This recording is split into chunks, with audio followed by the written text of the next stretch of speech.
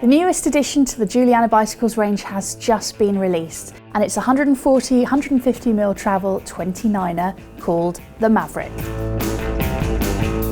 The Maverick is the second addition to the Juliana line for 2019. We've already had the Quincy adventure bike, which came out in May. So in this case, the Maverick is based around the Hightower frame. Now, the even more eagle-eyed amongst you will notice that if it's based around the Hightower, then the Hightower has had some pretty serious upgrades. One of the first things to notice about this bike is the shock position. Juliana and Santa Cruz have had a trend in recent years of moving the shock on certain key models to a lower position in the bike.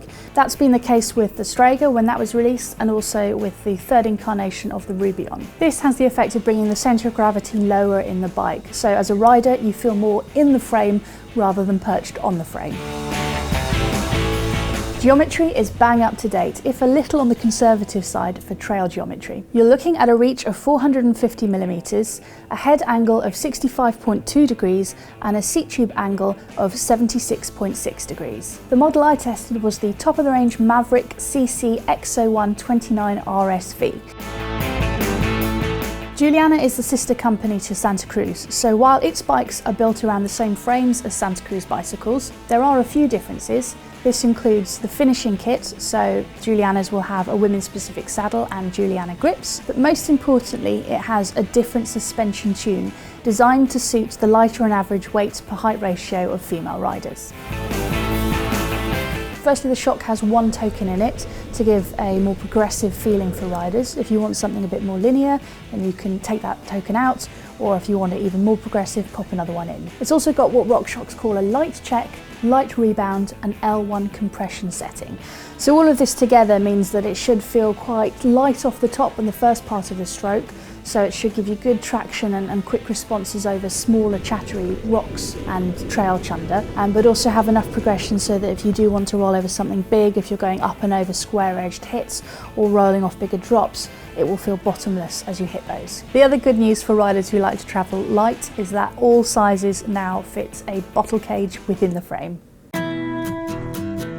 It also comes with the newest version of the RockShox Reverb seat post. Crucially, this now has a shorter insertion length, so you can fit a dropper with longer travel, even if there's not as much space as you might like in the seat tube. You can also adjust the speed of return, and it needs a lot less pressure for it to drop in the first place, which is again good news for lighter riders. One of the questions a lot of people will be interested in is the available size range. Juliana's usually go in an extra small, small and medium range. The Maverick is in small, medium and large, so that's good news for taller riders, but not so good for the smallest riders. The reason being that Juliana say they can't make those 29er wheels work in such a small frame size. The range topper, which I was riding, comes in at $8,299, but the entry-level model comes in at $4,299, and that comes with a carbon C frame, SRAM NX Eagle, SRAM Guide R brakes, and WTB rims. Suspension comes in the form of a Fox Float Performance DPS shock and RockShox Yari RC forks. I'm excited to see what this bike is capable of. That slightly longer travel combined with those big wheels make this well suited to the kind of rider who likes all trails, all mountain riding. So it should be at home and still fun to ride on stuff that's a bit more undulating, a bit of climbing, a bit of descending, but should also be fully capable of taking on some quite technical descents.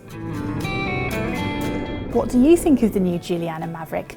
Don't forget to pop your comments below, like, subscribe and click on the little bell so you'll get notified of all the new BikeRadar videos when they go live.